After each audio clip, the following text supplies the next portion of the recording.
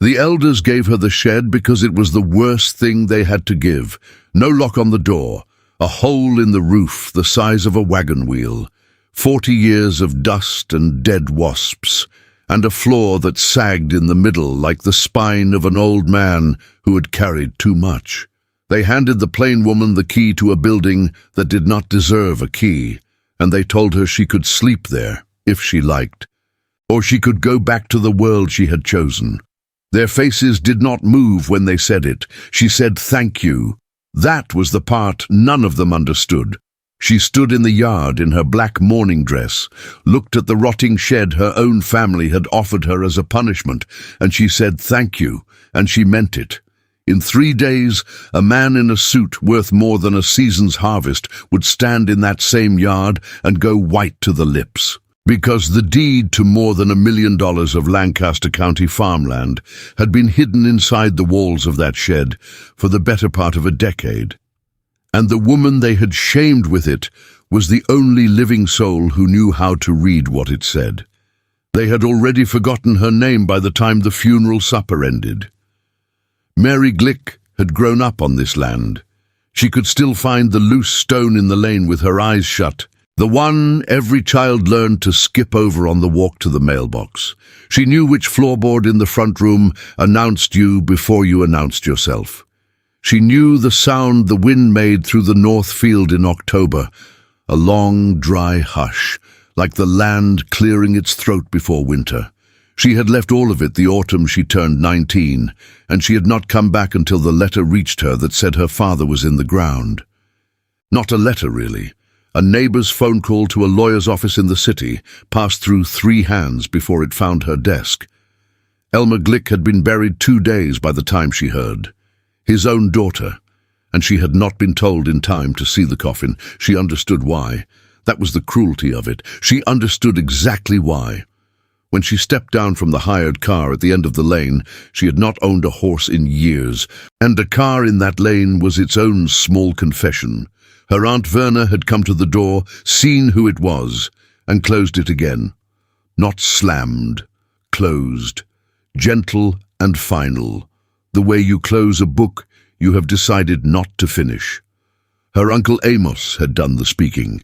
Amos Glick, her father's older brother, a wide man with a beard gone the color of ash and hands that had never in 60 years been idle. He met her in the yard, so she would not have to be met in the house. "You came," he said. "He was my father." Amos looked at her plain dress, the cap she had pinned back on that morning in the car, with fingers that had forgotten the trick of it and remembered halfway through. He looked at her the way you look at a coin you suspect is counterfeit. Not with anger, exactly. With the tired patience of a man confirming a thing he already knew. "You can stay for the burying," he said. "That is right, after that." He stopped. He did not need to finish. After that, the door. She nodded. She had known the terms before she came. What she had not known, what nobody in that yard knew, because she had never told a soul on this land what she did in the world, was that the terms did not frighten her anymore. She had spent the better part of a decade in rooms where men in better suits than Amos would ever see had tried to make her small, and had learned, slowly, at cost, that a room could only shrink you if you agreed to it. She did not agree to it. She said, "Where can I sleep?" And Amos, who was not a cruel man, only a frightened one, gave her the shed. It had been her father's once. That was the thing they had all forgotten, or chosen to forget. Long ago, before Mary was born, before the big barn went up, Elmer Glick had worked wood in that shed. Chairs and cradles and the long plain benches the church still sat on every other Sunday. She had spent 100 hours of her girlhood on the floor of it, watching sawdust turn gold in the afternoon light, listening to her father hum tunelessly through a mouth full of finishing nails. They had given her a punishment and called it a shed. They did not know they had given her the last room on earth that still smelled like him.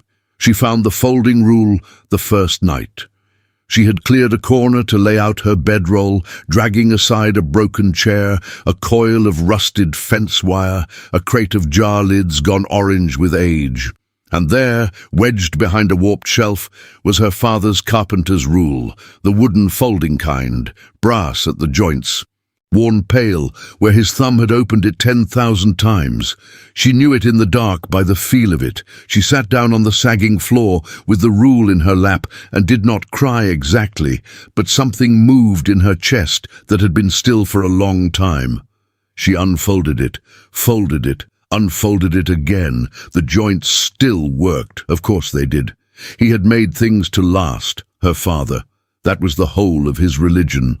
When you got down under the words that a man's work should outlive him and cause no one trouble. She did not sleep much. The hole in the roof let the cold in and let a wedge of star-crowded sky in with it, and she lay looking up at it, thinking about a girl who had run toward exactly that sky, and a father who had never once written to say he wished she had stayed. She had gone during her running around years. When a young person is let loose to taste the world before choosing against it, most tasted and came home. Mary had tasted a library, a single county library 3 towns over, where a kind woman let her read past closing. She had read law books because they were the thickest, and she was stubborn, and somewhere in those pages she had found a language that did what her father's silence did. It made a promise you could hold and no one could take. She had not come home. She had taken a bus, then a test, then a scholarship, then 8 years, and each of those was a door, and behind the last one her father was a coffin 2 days in the ground. He had never written. But she had learned since, from a neighbor at the funeral supper, in a sentence dropped and never picked back up, that Elmer Glick had driven his buggy past that library every market day for 8 years. Slow. Every single week, and had never once gone in. The trouble came on the 3rd day, and it did not come from the community. It came in a grey sedan with a rental sticker in the window, driving too fast for the lane, and it did not skip the loose stone. 3 men got out. 2 she did not know. The 3rd she recognized the moment he unfolded himself from the passenger seat, though she had never seen his face before in her life, recognized the type of him, the cut of the suit, his eyes doing inventory on the farm before they did courtesy on the people. She had sat across conference tables from 100 of him. His name, she would learn within the hour, was Preston Vance. Acquisitions Counsel, said the card he did not bother to offer her. He offered it to Amos. He offered it to the 2 other men of the church who had come out to the yard. His gaze passed once over Mary, the plain woman in the black dress, hovering near the shed with a bucket in her hand, and he did the thing she had watched men do her whole professional life. He decided, in under a second, that she was furniture. "I'll speak plainly," Vance said, which is what men say before they lie plainly, "because I respect that plain is how you people prefer it." Amos said nothing. Silence was the community's oldest tool, and Amos wielded it like an axe. Vance held up a folder. The 86 acres north of the creek, the Glick tract. He said the name of the land the way a man reads a stranger's name off a package. "There's a title problem, an old one. Your family's had the use of it for a long time, I understand, generations, but use isn't ownership. And the underlying deed, the recorded instrument that would actually establish clear title," he opened his hands, sorrowful, generous. "It doesn't exist. Or if it ever did, it was never properly recorded at the county. Which means, legally, that ground has been sitting open for a very long time. My clients acquired the competing interest, a railroad right-of-way from the last century, quieted through the courts. It's been done. It's clean." He smiled without warmth. "You have 30 days to vacate the tract. I'm here to be a gentleman about it. I could have sent the sheriff." Later, Mary would be able to name every place he had lied and every place he had merely misled. But she would remember, most of all, The sound the yard made when he finished. Nothing. A hush. The same dry hush the Northfield made in October. The whole family understanding all at once that the 86 acres, the acres where the church stood, where the burying ground was, where 3 generations of Glicks lay under plain stone markers with nothing but a name and 2 dates, that all of it might not be theirs. Amos found his voice. That land is ours. It has been ours since... Since when? Vance said gently. Show me the paper, and I'll be on my way. He knew there was no paper. That was the whole of his business, finding families who lived by their word and taking from them by the one thing they had never learned to keep. Paper. Amos had no paper. Nobody had paper. Mary set the bucket down. She did not speak. Not yet. She was watching the 2 silent men behind Vance, the ones who had not been introduced, and she had already understood what they were. One of them was County, by the plastic lanyard he'd forgotten to remove, and the other was carrying a surveyor's case. They had not come to negotiate. They had come to measure what was already theirs. She went back into the shed. She had noticed it the second night, and told herself she was imagining it, the way a child imagines a face in a knothole. The floor of the shed sagged in the middle, yes, but it sagged wrong. A floor rots evenly, or it rots where the water comes in. This floor dipped in one clean rectangle near the workbench, a rectangle the size of a large Bible, and the boards over that rectangle were newer than the boards around them. Not new, but newer. Cut by a careful hand and laid without a single nail head showing, which is a thing only a certain kind of craftsman can do, and only when he means for the work not to be seen. She knelt. She took out the folding rule. She did not know yet what she was measuring for. She only knew her father had built something into this floor and had wanted no one to find it, and that a man who hides a thing in his own hand's work leaves the measurements of it in the only language he trusted. He had taught her that language before she could read the other kind. Measure twice, girl, he used to say. Cut once, and the world will never catch you short. She had thought it was about wood. She had been maybe 7, kneeling right here, and he had folded this same brass rule open and set her small hand on it and made her read the marks aloud until the numbers stopped being numbers and started being a promise a person could keep. Measure twice. She had built a whole career on it and never once made the connection until this exact moment, on this exact floor, with the whole of her family's ground about to be measured out from under them by a stranger. She ran the brass edge along the newer boards, found the seam, found under a lip of wood no thicker than a fingernail, the shallow notch where a blade could go. The panel came up clean, silent, balanced. Even after all this time it lifted as he had built it to lift, and she thought absurdly, through the roar starting up behind her ribs. He oiled the hinge. There was a hinge. Her father, who trusted no lock, had built a hinge into his own floor and oiled it and told no one, and left it for a hand that knew to look. Inside was a tin. A Japan tobacco tin, the kind the old men used for nails, its lid pressed down tight against the damp. And inside the tin, folded in oilcloth, folded again in wax paper, was a document so old the folds had gone soft as cloth. She knew what it was before she read a word of it. Her hands knew. Years of other people's title work, of chains of ownership stretching back before the county had a courthouse, and her hands knew the weight of a genuine 19th century instrument, the way Amos's hands knew a green board from a seasoned one. She read it by the light coming through the hole in the roof. A grant of land. 86 acres north of the creek, the boundaries described in the old way, by the creek and the ridge and a white oak that had probably been firewood for 50 years. Granted in fee simple, the deepest, cleanest form of ownership the law knows, the kind that answers to no railroad and no right-of-way, and no gentleman in a $900 suit, to one Jacob Glick and his heirs forever. her great-great-grandfather. And in the corner, where the county clerk's mark should have been, where Vance was so certain no mark existed, there it was, faded to the color of weak tea. But there, recorded. The old man had recorded it. It had been filed at the county the year it was granted, more than a century past, and then, somewhere in the long, quiet decades between, the county's own record of it had been lost.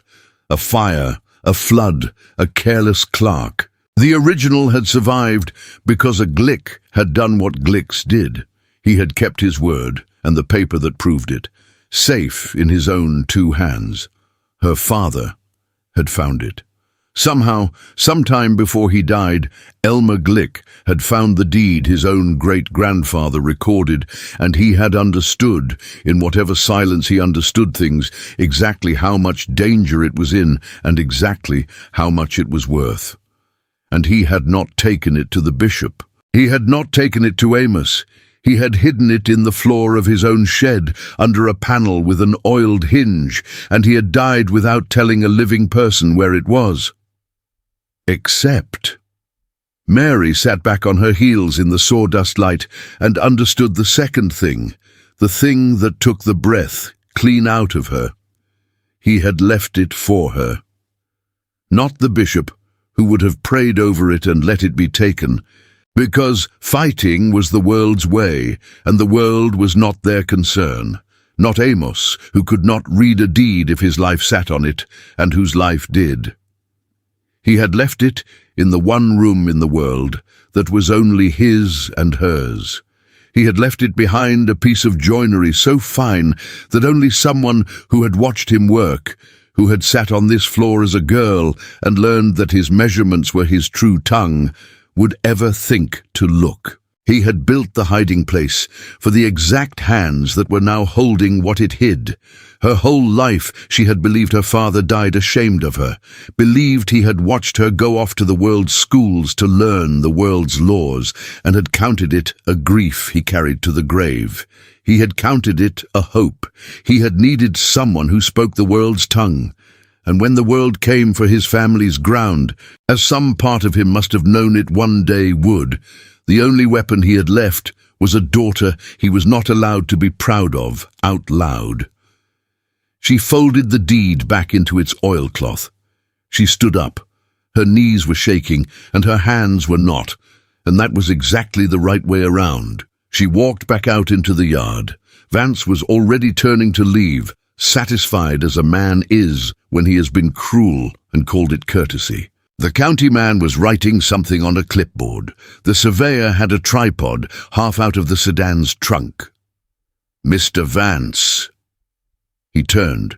He looked at her, the plain woman, the bucket carrier, the one he had filed under furniture, with the first flicker of impatience.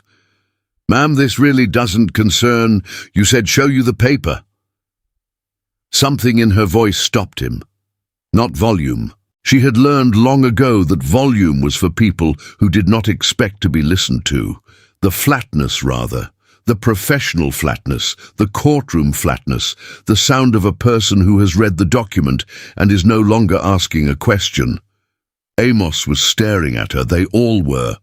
"You said," Mary went on, "that the deed doesn't exist, that it was never recorded. You've built your client's whole quiet title action on the assumption that there is no recorded instrument establishing clear fee simple in the Glick line."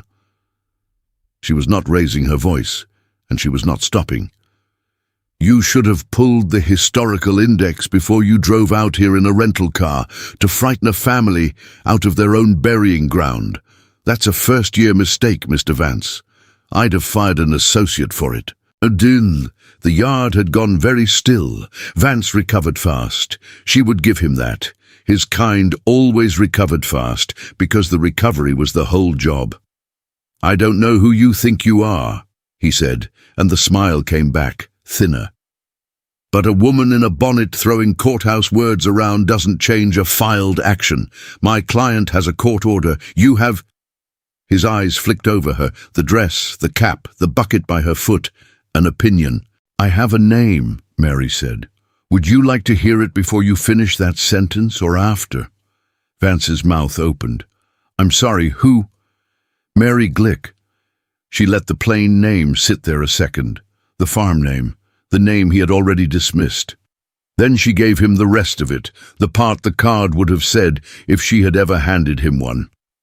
I do title and land claims for one of the firms your client can't afford to be sued by. I've quieted more titles than you've filed, and I'm telling you as a courtesy, gentleman to gentleman, the word came back at him with the skin peeled off it, that if that surveyor puts one leg of that tripod on the North Tract, you are going to spend the next 3 years explaining to a judge why you attempted to take recorded, clear title land from its rightful heirs by fraud. She held up the tin. She did not open it. She did not need to. She had learned that too, that the thing itself is never the weapon. The weapon is the other man's sudden, total certainty that you have the thing. It was recorded, she said. Fee simple. Jacob Glick and his heirs forever. The county's copy burned or flooded sometime in the last century, which is the only reason you found a gap to crawl through. But the original was filed. It bears the clerk's recording mark. And the chain of heirs, from Jacob Glick to the people standing in this yard, is not complicated, Mr. Vance. I can draw it for you on the back of your own card. That was when he went white to the lips. She would remember it a long time, the color leaving his face from the mouth outward, the way blood leaves a man who has just understood that the room he walked into as the strongest person in it is a room where he is now the one who has made an unforgivable, expensive, career-ending mistake in front of witnesses, in a yard, on a farm, to a woman he had decided in 1 second was not worth a business card. Nobody in that yard moved. The 2 churchmen who had stood behind Amos with their hats in their hands, men who had watched this same daughter be shown to a rotting shed and had said nothing because saying nothing was how they kept the peace, looked now at Preston Vance as though a wolf had just discovered the fence was live all along. Amos's jaw had come loose. He did not understand a word of quiet title or fee simple.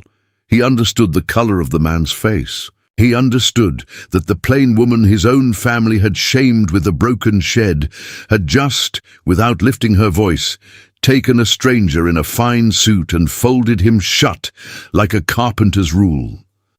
That would have to be authenticated, he managed. You can't just, it will be authenticated, Mary said. By a court, on my motion, with the historical index and a forensic document examiner and every dime of my client's costs assessed against yours.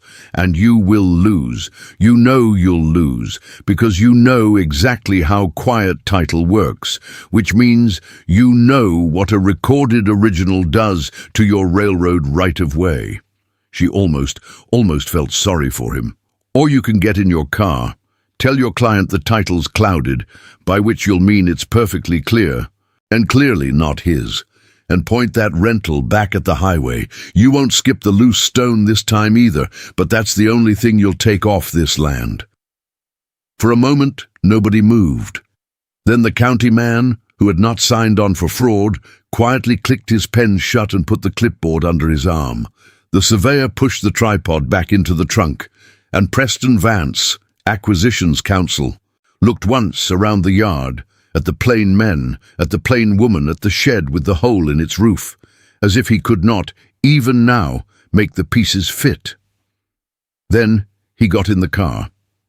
They did not skip the loose stone. Mary heard the axle knock against it the whole length of the lane, growing smaller until the dust settled back onto the road and the north field went quiet again, the long, dry hush, the land clearing its throat. The community did not thank her. That is not their way. And she had not stayed away for 8 years to come home and forget it. There was no supper in her honor.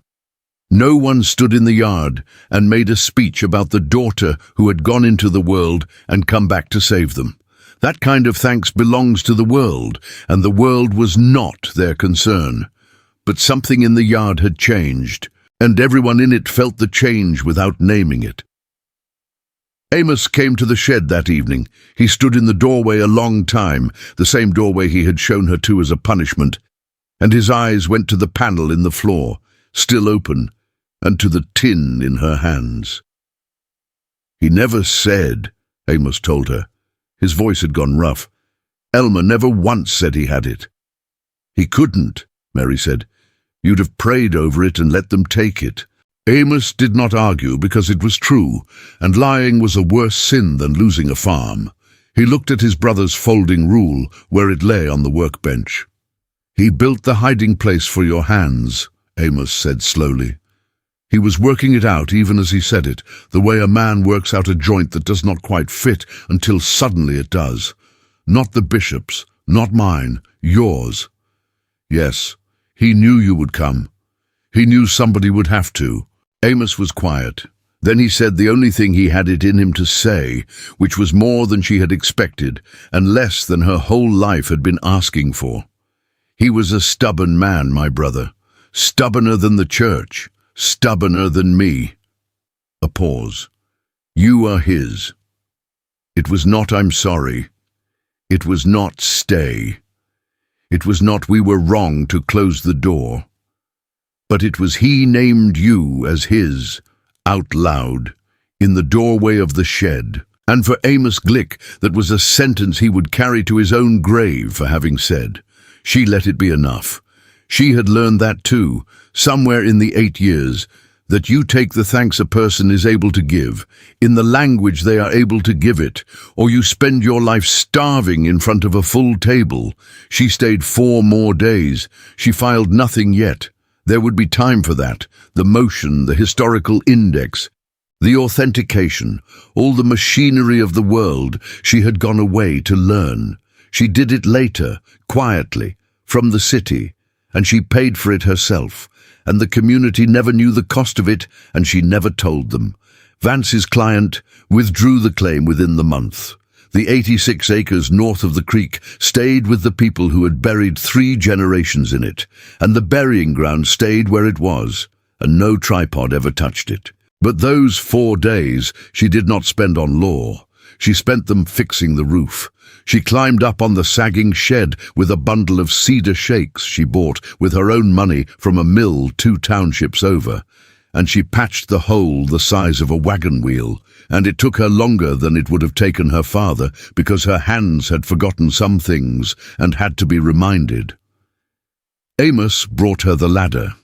Katie, her younger sister, who had stayed and married and had a baby on her hip and had not spoken to Mary since the funeral, came and held the shakes up to her one at a time without a word, which from Katie was a great deal of words. On the second afternoon, the smell reached her up on the roof. Hay curing in the near field, wood smoke from someone's supper fire, the green cedar under her own hands, and under all of it, the horse and leather smell of a place that had not changed in 100 years and did not intend to. It went into her like a nail, into soft pine. She had spent 8 years telling herself she did not miss it. She had been lying, and she had known she was lying, and up on that roof with a shake in her teeth she stopped bothering to. "He'd have done it faster," Katie said from below. First words in 8 years. "He'd have done everything faster," Mary said. "That was the trouble with him." Katie almost smiled. The baby grabbed a fistful of her mother's apron, and neither sister said anything else, and it was somehow a conversation. On the last morning, Mary folded the deed into its oilcloth one final time and put it in the leather case she used for the world's work, because the world was where it would have to be kept safe now, filed and copied and authenticated and armored against the next man in a rental car. That was hers to carry. That was the part of her the community could not use and would never understand, the part that spoke the world's tongue, that knew how to keep a promise in paper and not only in word. She left the folding rule in the shed. She had thought about taking it. Her hand had closed around it twice, but it belonged in that room, on that bench, in the light that turned to gold in the afternoon, the way it always had, the way her father had left it for whoever might one day sit on that floor and need to remember that measurements were a language, and a language was a kind of love. She set it back exactly where she found it, behind the warped shelf, brass joints and all. The hired car came up the lane. It did not skip the loose stone. The driver was not from here. Katie walked her to the end of the lane with the baby. Amos stood in the yard by the shed with the new roof, one hand on the doorframe, and he lifted the other one. Not a wave. The community does not wave. Only a small flat gesture, palm out, that meant go, and meant come back, and meant a dozen things there were no words for and did not need to be. Mary got in the car. She rode down the lane between the fields she had run away from and had never, it turned out, entirely left. Behind her, the shed stood square against the morning. The punishment they had given her, the last room that smelled like her father, the floor with the oiled hinge and the language folded inside it. Ahead of her was the city and the case on the seat beside her, and the long life she had built in a world her family would go on believing she had lost herself in. She did not know, even then, which of the two worlds was hers.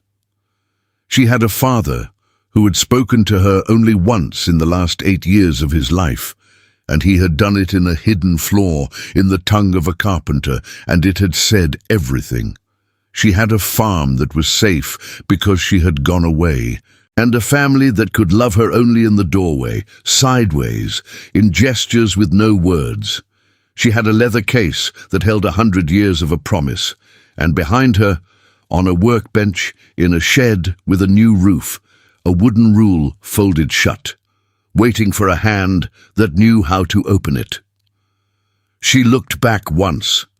The north field made its long, dry sound, and she could not have told you if you had stopped the car and asked her whether she was leaving home or going to it, which was, she thought, watching the farm grow small in the glass, probably the truest thing her father ever taught her, that a person could belong to two worlds and be at rest in neither, and that this was not a wound to be healed, but a weight to be carried straight-backed, the way he had carried everything, all the way to the ground. The loose stone knocked once against the axle as they reached the road. She did not tell the driver to slow down, but she smiled a little when she heard it. Some things you take with you whether you mean to or not.